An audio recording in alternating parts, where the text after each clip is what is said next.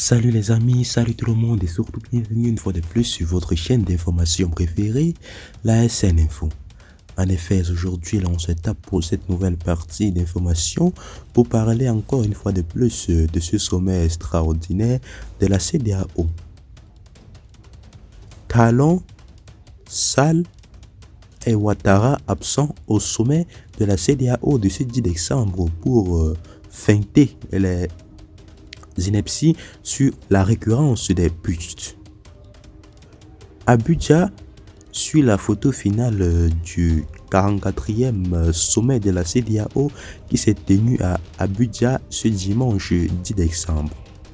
Les absences des présidents béninois Patrice Talon, ivoirien Alassane Ouattara et sénégalais Macky Sall ont été remarquées.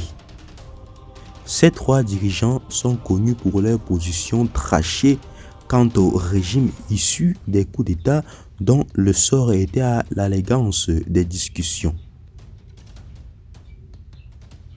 48 heures plus tôt, Patrice Talon était à Abuja où il a rencontré son homologue nigérien Bola Ahmed Tinubu.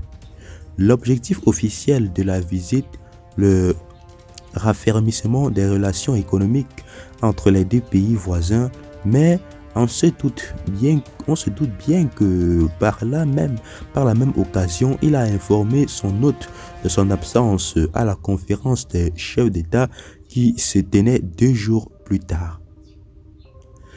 Deux autres présidents, et pas des moindres, étaient aussi aux abonnés absents. Macky Sall du Sénégal et Alassane Ouattara de la Côte d'Ivoire. Ces trois présidents sont considérés comme les plus virulents contre le changement anticonstitutionnel et les juntes militaires dans la sous-région. Ils étaient d'ailleurs partisans d'une intervention militaire au Niger après le coup d'État du 26 juillet 2023.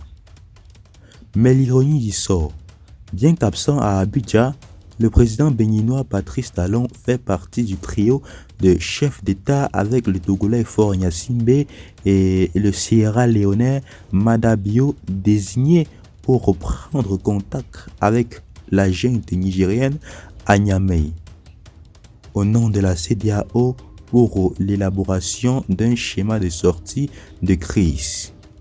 Depuis le coup d'État et la position de Cotonou suite aux sanctions de la CEDEAO, les relations entre le Niger et le Bénin se sont tendues. Les frontières entre les deux pays voisins demeurent fermées, rendant bien sûr les transactions commerciales difficiles pour les opérateurs économiques des deux côtés. Niamey privilégie désormais le Burkina Faso pour le convoyement terrestre de ses marchandises ou Lomé pour la voie maritime. Mes chers amis, cette affaire de CEDEAO prendra une tournure exclusive dans les jours à venir. Restez toujours abonnés et connectés. Et à tout à l'heure pour une nouvelle partie d'information. Bye bye.